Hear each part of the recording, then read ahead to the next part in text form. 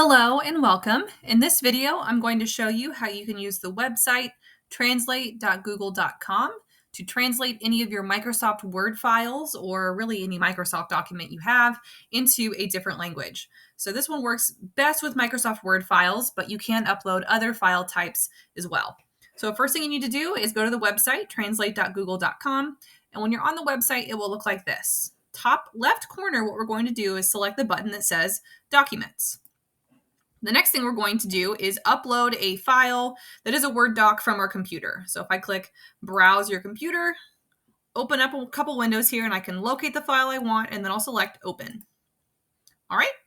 And whenever it finishes loading there, the next step is not to actually click Translate quite yet, but you want to make sure you have the correct language selected that you would like this translated into.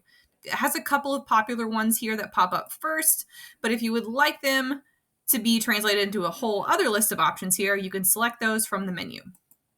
Whenever I'm ready, I'll click Translate. And what it does is it basically takes your file and converts it into this little web page here where it's translated all of the text. So this was a pretty short document I had in this sample, but it did translate all of that into Spanish. So if I needed to go back, I could upload another file if I needed to, because it will keep the one there until I actually close it off. But again, I could click Translate again, opens it there. So this is a helpful option if you do not have an Office 365 account and want to be able to translate your Word documents. If you have Office 365, there are some built-in translation tools built in within that platform, but you do have to have a subscription. So this is a great option if you don't have a subscription, but you still want to convert your documents and make them more accessible for your students.